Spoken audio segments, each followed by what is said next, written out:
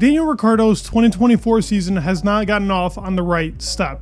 F1's Honey Badger has struggled with the car, and it seems like inherent issues are coming back again. But can Daniel fix this problem, and why isn't his driving style working?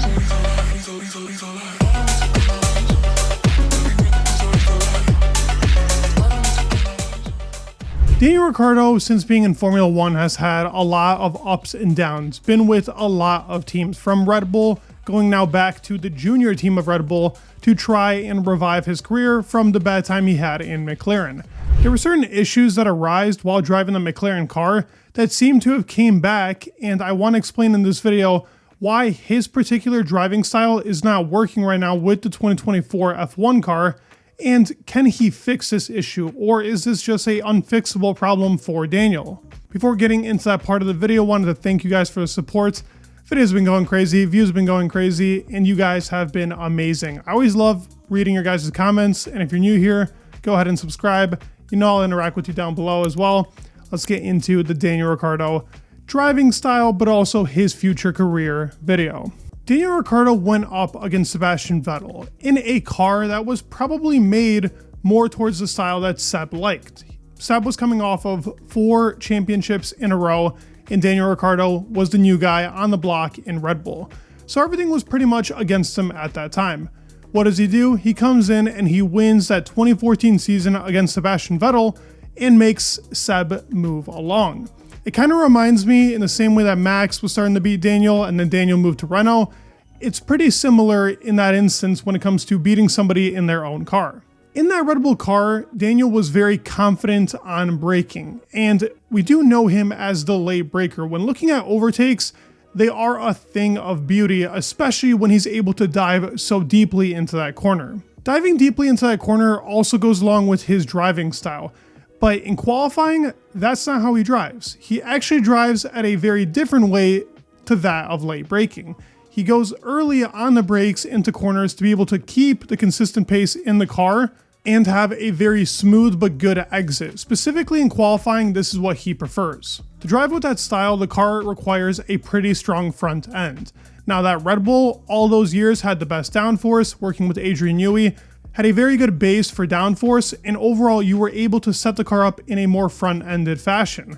Now we know that Max Verstappen loves front end, and them two as teammates drove a pretty similar car. There was one thing that Daniel Ricciardo was not a fan of, but Max could actually handle, and this is the biggest difference between Max and Daniel Ricciardo's driving style. Max Verstappen on entry was able to control the car if he needed to brake a little bit later. Because the car was unstable on entry sometimes, in certain years in Red Bull, Max was able to get the edge over Ricciardo in qualifying. Come race day, they were much closer, but Max had that overall 1-lap pace over Ricciardo pretty consistently while being in Red Bull from 2016 to 2018. It was close between them sometimes, but mainly Max was the more dominant one. Now in race, this was more controllable because the actual car itself, with more fuel, was a little bit easier to control going onto entry because Ricciardo didn't have to be as confident on the brakes going into specific corners. Now the Renault, when he drove for it, was weaker than the Red Bull car, but he was able to drive it in the same Red Bull style and more preferable to what he liked. The actual entry wasn't as unstable as it was on the Red Bull in specific years, and his style was just mixing in really well with that car. Now come into McLaren, where the real problems arise for Daniel Ricciardo, and we saw that there were flaws to his driving style. The rear end on the McLaren was very strong, but that required you to brake pretty hard. The entry was going to be a bit unstable, and that's where understeer kicks in. And Daniel Ricciardo is somebody that does not like understeer. It's not a preferable method to most drivers on the grid. You got Fernando Alonso, but even Fernando Alonso doesn't love understeer. It's not a good thing to have it in the car. Fernando was able to adopt to a crazy driving style to kick up the tires back in the Renault days in 05 and 06, to use the Renault's awesome rear end to its advantage, but he didn't actually love having a understeer style. Now, for most drivers, they can adapt, but Daniel Ricciardo seems to have this problem with understeer into corners. So when you're understeering into a corner, especially the way that Ricciardo wants to drive, he wants to try and V out that corner. If you're understeering, you're going to lose a lot of time because now rotating the car is much harder and you're losing that space out onto the exit, so you can't be on the throttle as strong. Now, the AlphaTauri car also kind of had this issue, but as Ricciardo was there, he found a setup that was working for him and was able to put him on pace with Yuki Tsunoda. They were very close in most of the season, and on race day, Ricciardo was the better driver. Qualifying was close, but that was never Ricciardo's actual strength being here in Formula 1. Looking at the race in Jeddah is where I think we saw the biggest weaknesses to Ricciardo's driving style. Now, it wasn't a close qualifying at all, but we can tell exactly where Ricciardo was struggling really badly with the car. Now, naturally, Jeddah is a pretty straight line track. Sectors 2 and 3 have hard braking zones, and I'm going to get into those, but for the most part, it's mainly on top speed and how fast you can get the car into specific corners. But Sector 1 is really important on driver confidence. Driver confidence is something that I've mentioned in this video multiple times over because Daniel Ricciardo is clearly lacking driver confidence right now. It's something that's been an issue for the past 3 or 4 years in his Formula 1 career. Braking early to get a better exit still requires a lot of confidence, and on these cars where sometimes it's required to brake late, on the cars that have a strong rear end but not front end, like the current Visa Cash App, Daniel Ricciardo is struggling really badly to keep up with that instability. In Sector 1 alone, you can see through the graph on full throttle, there are points that he is almost 30% under on Yuki Tsunoda when it comes to how much throttle percentage he's getting out of the car. He was losing about 0.3 in Sector 1 alone, and towards the end of Sector 1, lost about 0.5 on the lap. Now, overall, he lost to Yuki Tsunoda by literally 0.5 in qualifying, so he lost all of it in Sector 1. This is because he is not confident with those brakes. The car itself is not good at brakes at all.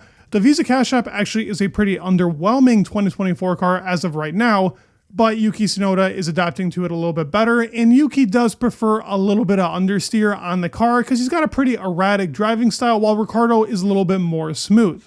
We also saw him get caught up in the back of the pack. Now, nobody really mentions that 40-second pit stop, but let's be honest, it was under a safety car. He did lose 2 places, and now that requires some dirty air getting past the cars. But why I'm mentioning this is because his overtaking style can't be the same on a car that doesn't have Daniel Ricciardo's driving style.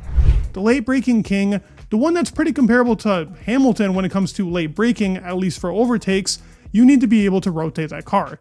If there's a lot of understeer orchestrated into this 2024 car, you cannot go for those same type of overtakes because you can't make the turn the same way that you would. Ricciardo pretty much would bolt it straight down the inside, straight into the apex, and miss the apex to get that overtake and defend. And this was a good style when you can rotate the car however you'd like that Red Bull, like that Renault, but the Visa car clearly lacks being able to over-rotate the car, and understeer occurs for Daniel Ricciardo, and this is the biggest problem for him right now and why he's struggling so badly.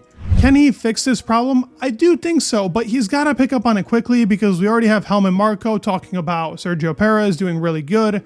We know Daniel Ricciardo's goal is to make it into that Red Bull seat in 2025, but right now, the way he's driving, he won't have a seat in 2025 if this continues. He's got to beat Yuki. I do think he is the better driver than Yuki. I don't know why that's even a question. You look at the pedigree on Ricciardo, you see how Tsunoda started, and even if you compare the first 3 years, you can see who is the better driver.